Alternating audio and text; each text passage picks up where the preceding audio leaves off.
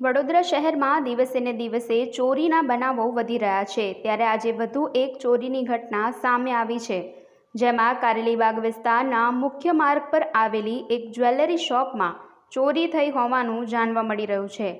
મુખ્ય માર્ગ પર આવેલી જ્વેલરી શોપમાં ચોરી થતાં કારેલીબાગ પોલીસની પેટ્રોલિંગ સામે સવાલો ઉઠ્યા છે। મહત્વનું છે કે આ ચોરીની ઘટના પૂર્વેના શંકાસ્પદ ગતિવિધિના સીસીટીવી ફૂટેજ પણ સામે આવ્યા હતા। તસ્કરોએ ગેસ કટરની મદદથી દુકાનમાં પ્રવેશ કર્યો હતો અને આ ચોરીની ઘટનાને અંજામ આપ્યો હતો। ત્યારે ચોરીની ઘટના અંગે જાણ થતાં કારેલીબાગ પોલીસ ઘટના સ્થળે પહોંચી હતી અને તપાસ શરૂ કરી હતી। પોલીસની પ્રાથમિક તપાસમાં સામે આવ્યું છે કે ચોરટિયાઓ ચોરીને અંજામ આપી રહ્યા હતા તે વેળાએ ગેસ કટરમાં આગ લાગી હતી, ત્યારે આ તસ્કરો વહેલી તકે ઝડપાય તેવી લોક માંગ ઉઠી છે। આનંદનગરની સામેનો વિસ્તાર છે, શ્રીજી જ્વેલર્સ છે મારી દુકાનનું નામ।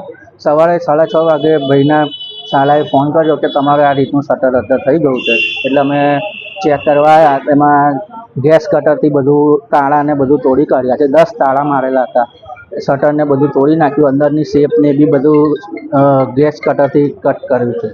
શું મુદ્દા માલ હતો એમાં? મુદ્દા માલમાં હજુ જોવાનું છે મારે કે શું છે શું નહીં। ચાંદીનું ને સોનાની વસ્તુ ગઈ છે।